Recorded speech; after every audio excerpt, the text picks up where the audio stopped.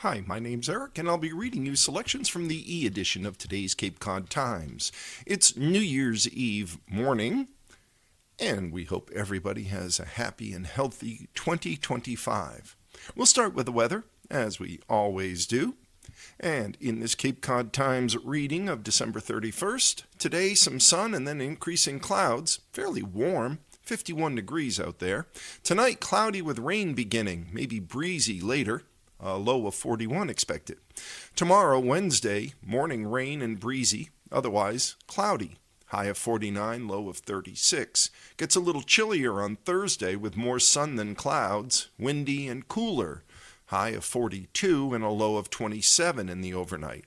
On Friday, abundant sunshine, but it's going to be chilly. 37 the expected high, 25 in the overnight. And on Saturday, same thing, partly sunny, same temperatures, 36, the expected high, 24, the expected low. The sunrise today was at 7:08 a.m. It will set at 4:21 p.m. We'll have 9 hours, 13 minutes of daylight. Heading to the front of the paper, where the news and, of course, the lottery results are kept, and we read these lottery results because somebody asked for them.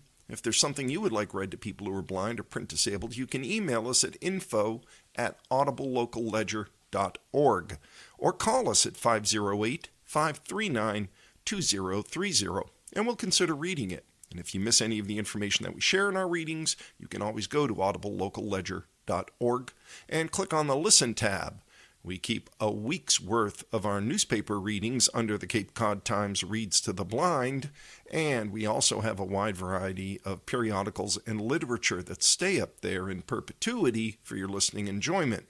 Don't forget, our shopping guides are up there for what's on sale at the grocery store, and all of that's free for people who are blind or print disabled at audiblelocalledger.org, the Listen tab. For the lottery results, we go to the masslottery.com website because the Cape Cod Times goes to press too early to give you the latest results, and if you ask for them, you certainly deserve those. So for the numbers game of Monday, December 30th, the midday drawing numbers were 2, 9, 7, 3. Again, midday drawing yesterday of the numbers game, 2, 9, 7, 3. The evening drawing last night, you might have missed it, 8, 4, 8, 6. Again, the numbers game drawing for the evening last night, 8, 4, 8, 6. Powerball for Monday, December 30th, 9, 19, 33, 38, and 39, with 1 the bonus number. Mass cash for Monday, December 30th, 4, 9, 15, 16, and 32. Megabucks for Monday, December 30th, 1, 5, 30, 35, 40, and 42. And Lucky for Life rounds out our lottery results for Monday, December 30th with 7, 14, 18, 25, and 47, with 18, the bonus number. Good luck to all who play. It'd be a great new year if you won something. Moving to the front of the paper, the headline reads, Cape Cod Hospital Trauma Certified. Area Fire Chief says Level 3 designation is great news, by Denise Coffey. After a multi-year review, Cape Cod Hospital in Hyannis has received verification as a Level 3 trauma center. The official designation, expected in January, means the hospital met the requirements set forth by the American College of Surgeons, according to the hospital's December 27th press release. The designation will help all of Cape Cod, but especially the Mid-Cape and Outer Cape towns, Sandwich Fire Chief John Burke said on a call December 27th. It's great news, Burke said. There are 3 levels of trauma center verification, according to the American College of Surgeons. Each level is defined by specific standards about the available level of care for patients. Level 1 centers must be able to provide comprehensive care for all trauma injuries. A Level 3 trauma center must be equipped to provide prompt assessment, resuscitation, critical care, surgery, and stabilization for moderately injured patients, according to the American Trauma Society. As such, Cape Cod Hospital must provide 24-hour immediate coverage by emergency medicine physicians. Surgeons and anesthesiologists and operating room staff must be available within 30 minutes of notification. The designation is important for the outermost Cape Cod towns, especially with the accidents in the summer on Route 6, Burke said. If a medical evaluation or a medical evacuation helicopter is not flying to those towns on a given day, then patients can be taken to a Level 3 trauma center for stabilization, Burke said. Burke said departments on the Upper Cape closest to the Cape Cod Canal bridges have access to St. Luke's in New Bedford and South Shore Hospital in Weymouth. Both are Level 2 trauma centers. Cape Cod Hospital is one of 2 hospitals on the Cape. Both are operated by the nonprofit Cape Cod Healthcare. In 2023, in total, the nonprofit's 2 emergency rooms treated 110,606 patients, and the 6 urgent care centers saw 124,707 patients, according to their annual report. A life devoted to humanity. Jimmy Carter. Often maligned in office, Carter was revered in later years. This is reported by Susan Page and Richard Benedetto of USA Today. Former President Jimmy Carter, honored more widely for his humanitarian work around the globe after his presidency than for his White House tenure during a tumultuous time, has died. He was 100 years old. He died Sunday at his home in Plains, Georgia, the Carter Center announced. He had decided February 18th of 2023 to end medical intervention and to move to hospice care. His wife of 77 years, Rosalind, died November 19th of 2023. After serving a single term in the White House, Jimmy Carter, the one-time peanut farmer and Navy submariner, became one of the most durable figures in modern American politics. Evicted from the White House at age 56, he would hold the status of former president longer than anyone in U.S. history. And in 2019, he surpassed George H.W. Bush as the oldest living ex-president. Carter remained remarkably active in charitable causes through a series of health challenges during his final years, including a bout with brain cancer in 2015. He was admitted to Emory University Hospital in Atlanta in November of 2019 for a procedure to relieve pressure on his brain, a consequence of bleeding that followed a series of falls. A few months earlier in May, he had undergone surgery after breaking his hip. In the White House from 1977 to 1981, Carter negotiated the landmark Camp David peace accords between Israel and Egypt.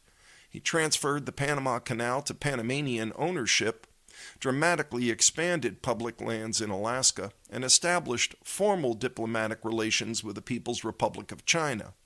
But the 39th president governed at a time of soaring inflation and gasoline shortages, and his failure to secure the release of Americans held hostage by Iran helped cost him the second term that he sought. He's never going to be ranked as a great president. He's middling as a president, said historian Douglas Brinkley, author of a 1998 book on Carter, The Unfinished Presidency. But as an American figure, he's a giant. After losing his re-election bid to Ronald Reagan, and until well into his 90s, Carter continued working as an observer of elections in developing countries, building houses through the nonprofit Habitat for Humanity, and teaching Sunday school at the tiny Maranatha Baptist Church in Plains, Georgia, which was his hometown. He was awarded the Nobel Peace Prize in 2002, 22 years after he left the White House. "I can't deny that I was a better ex-president than I was a president," he said with a wry laugh at a breakfast with reporters in Washington in 2005. "My former boss was humiliated when he lost in 1980. He felt he let himself and the American people down," David Rubenstein, a young White House staffer for Carter who became founder of the Carlyle Group and a billionaire philanthropist, told USA Today in an interview in 2019. For a long time, he was basically the symbol of a weak president and a terrible person. And today, 40-some years later, he's seen as a very incredible person who's had many good things that he did, though he didn't get reelected. James Earl Carter Jr. was born October 1st, 1924, in Plains to Earl Carter, a peanut warehouser who had served in the Georgia legislature, and Miss Lillian Carter, a registered nurse and formidable figure who joined the Peace Corps when she was in her 60s. He grew up on a peanut farm in Plains, then graduated from the U.S. Naval Academy. The years after World War II, he served in the Navy's submarine service in the Atlantic and Pacific fleets. After doing graduate work in nuclear physics, he became a pioneer in the introduction of nuclear power in submarines. When his father died in 1953, Carter resigned his naval commission and took over operation of the family peanut farms with his wife Rosalind, his hometown sweetheart. After a rough early patch, the business flourished and Carter became increasingly active in community affairs and politics. In 1966, he lost the governorship to segregationalist Lester Maddox in an election that analysts said reflected a Southern backlash against national civil rights legislation that was enacted in 1964 and 65. In a second bid for governor in 1970, Carter minimized his appearances before black groups and won endorsements from some segregationists. After he was elected, though, Carter declared the era of segregation in Georgia was over and he was hailed as a symbol of a new, more inclusive South. Still, he was a highly unlikely presidential contender. When he launched his bid for the 1976 Democratic nomination, the former one-term governor was so obscure outside the Peach State that Jimmy Who became a campaign trope. He perfected the meticulous cultivation of voters in Iowa, and his unexpected victory in the opening presidential caucuses there provided a launching pad that long-shot contenders tried to emulate for decades. The Watergate scandal boosted Carter's prospects. In the aftermath of President Richard Nixon's decision to resign in 1974 rather than be impeached, Carter pitched himself to voters as an outsider who would reject Washington's unsavory ways. "I'll never lie to you," he told them. In 1976, he narrowly defeated President Gerald Ford, whose campaign was damaged by verbal missteps and by controversy over his decision to pardon Nixon. 4 years later, Carter would be ousted himself. He faced a damaging challenge for the Democratic nomination from the left by Massachusetts Senator Edward Kennedy, and then a landslide defeat in the general election from the right by Reagan. The former California governor tapped into discontent with Carter's leadership. "Are you better off than you were 4 years ago?" Reagan asked voters in the iconic closing of their only campaign debate. Carter's defenders argue that he was a better president than generally recognized. "I think that he's the most underappreciated modern president we've ever had," said Stuart Eizenstat, a veteran Washington official and ambassador who was Carter's chief domestic policy advisor in the White House. The reason for that is the lingering memories of his presidency are negative ones. Gasoline lines, high interest rates and inflation, the Iran hostage crisis, Desert One failed rescue effort, and those totally obscure, a really remarkable set of accomplishments both at home and abroad, which in many ways didn't materialize until after he left office. Eizenstat, author of President Carter, The White House Years, published in 2018, said Carter's policies and appointments laid the groundwork for a stronger economy, energy independence, environmental protection, business innovation and transportation, and more. On foreign policy, Carter painstakingly negotiated the 1978 Camp David Accords, a historic agreement between Israel's Menachem Begin and Egypt's Anwar Sadat that led to a formal peace treaty between the two countries the next year. But he stumbled when he came to the politics of the job. Despite having the advantage of a solidly Democratic Congress, many of his legislative proposals, including a consumer protection bill, stalled. The no backroom deals approach that helped him win the White House contributed to his difficulties in actually governing once he got there. He was mocked for charging members of Congress for their breakfast when invited to meet with him at the White House, and for eliminating alcohol from most evening events. He was seen by some, then and later, as prickly and sanctimonious. Meanwhile, unemployment rose, interest rates for home mortgages climbed into double digits, and Americans found themselves waiting in lines to buy gas in an oil crisis created by OPEC. In a speech to the nation in July of 1979, Carter described a crisis of confidence among the American people, and although he never said the word, it became shorthanded as his malaise speech. He lacked the political and managerial skills needed to make best use of the office he held, said Robert McClure, a political scientist at Syracuse University's Maxwell School of Citizenship and Public Affairs. Most damaging of all was the Iranian hostage crisis. Carter had agreed to allow Iran's deposed Shah, a former U.S. ally who was living in exile, to receive cancer treatment in the U.S. In protest, Iranian Islamic radicals overran the U.S. Embassy in Tehran and took 52 Americans captive. The confrontation, which began November 4th of 1979, would end only as Reagan was being inaugurated 444 days later. Carter chose diplomacy and economic sanctions over military action. He halted oil imports from Iran and froze Iranian assets in the U.S. He severed diplomatic relations with Iran and imposed a full economic embargo on the country. And finally, he approved a top-secret military mission to free the hostages, but it ended in catastrophe.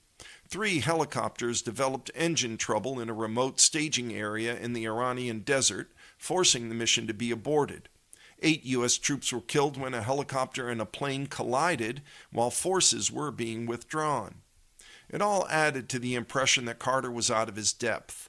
The hostage crisis left a bitter taste in voters' mouths, which Carter was never able to overcome, said Stephen Hess, a Brookings Institution scholar who worked on Carter's transition team when he was president-elect. On the day of Reagan's inauguration, January 20th of 1981, Iran agreed to accept $8 billion in frozen assets and a promise by the U.S. to lift trade sanctions in exchange for the release of the hostages. Minutes after Reagan took the oath of office, the hostages were freed. Carter left the White House, but he didn't retire. Jimmy and Rosalind Carter established the Carter Center in Atlanta, their home base for decades as they worked on global health and democracy. He helped negotiate an end to the long civil war in Nicaragua between the Contra rebels and the Sandinistas. He met with North Korean leaders to try to end its nuclear weapons program. He mediated conflicts in Ethiopia, Liberia, Haiti, Bosnia, Sudan, Uganda, and Venezuela. He led dozens of delegations of international observers to various countries to help assure that elections were free and fair. For decades, the Carter Center also led an international campaign to eradicate guinea worm disease, a devastating tropical ailment that in 1986 afflicted an estimated 3.5 million people in Africa and Asia. In 2020, it was on the verge of eradication. Just 27 cases were reported in 6 African countries. For a week each year, the Carters volunteered with Habitat for Humanity, a charitable group that renovates and builds homes for poor people around the world. He also wrote more than 30 books, controversial ones on the Palestinian territories in the Middle East, and less controversial ones on Christmas memories and fly fishing. He published a collection of his poems and a collection of his paintings. Again and again, he returned to writing about his lessons and the demands of his Christian faith. Carter, who attended Donald Trump's inauguration in 2017, at times criticized the 45th president. In June 2019, at a Carter Center conference in suburban Virginia, he questioned the legitimacy of Trump's election. There's no doubt the Russians interfered in the election, and I think the interference, although not yet quantified, if fully investigated, would show that Trump didn't actually win the election in 2016, he said. He lost the election and was put into office because the Russians interfered on his behalf. Trump responded at a news conference by calling Carter a nice man, terrible president. But there were also times when Carter reached out to Trump. On the 40th anniversary of the normalization of U.S.-China relations in 2019, he sent Trump a letter offering advice in managing that relationship. Carter said the phone conversation that followed was the first time the two men had spoken. In 2002, Carter was awarded the Nobel Peace Prize that supporters thought he had deserved years earlier when it had been presented to Begin and Sadat. The Nobel Committee honored Carter for his decades of untiring effort to find peaceful solutions to international conflicts, to advance democracy and human rights, and to promote economic and social development. In November of 2019, he told those gathered around him that he didn't fear death. In July of 2021, he and his wife hosted a 75th anniversary party in Plains, Georgia, attended by about 300 friends, family members, and fellow politicians, among them Bill and Hillary Clinton. Carter, his fragility apparent, made a point of greeting the guests at each table for what many of them assumed would be the last time they saw him. As he approached his 90th birthday, Carter mused about his legacy in an interview with USA Today. One is peace.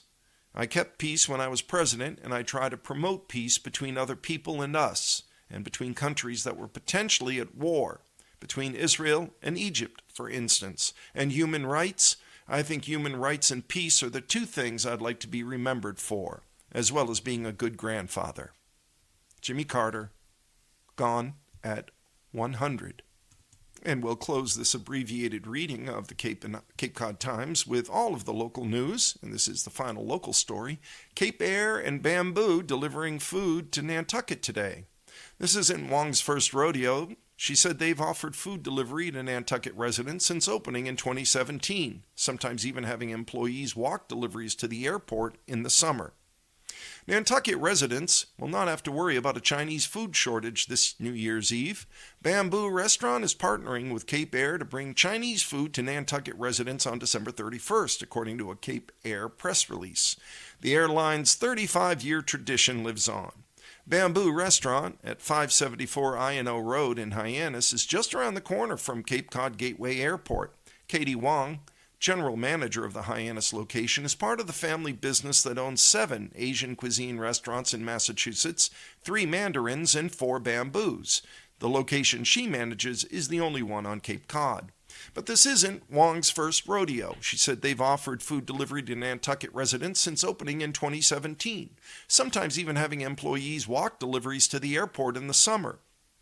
We have a lot of customers coming from Nantucket, said Wong. This year, she's expecting at least 50 orders from Nantucket with a Cape Air partnership. When asked how she's preparing for the night, Wong said, "We just do the best we can. I have double the staff. It's basically everybody grabs an order and then packs it themselves. It's New Year's Eve mode." Previously, Cape Air worked with Dragon Light, but after 40 years of business, the restaurant closed its doors in November. There were fears the airline's tradition would end with Dragon Light, since most restaurants they approached all declined, according to Cape Air. "Holidays are all about tradition. We didn't want this one to end," said Mary Stanley, regional marketing manager, Northeast at Cape Air. Nantucket customers are asked to have their orders in by noon on December 31st, that's today, and it will have already passed pretty soon, since they'll be delivered to the airport at 4 p.m. And with that, we've come to the end of our reading of the Cape Cod Times for New Year's Eve. We will not be reading tomorrow or the rest of the week, our normal schedule, but we should have the Cape Cod Times on Thursday and Friday for you. This is your reader, Eric, saying be well, be safe, look after each other.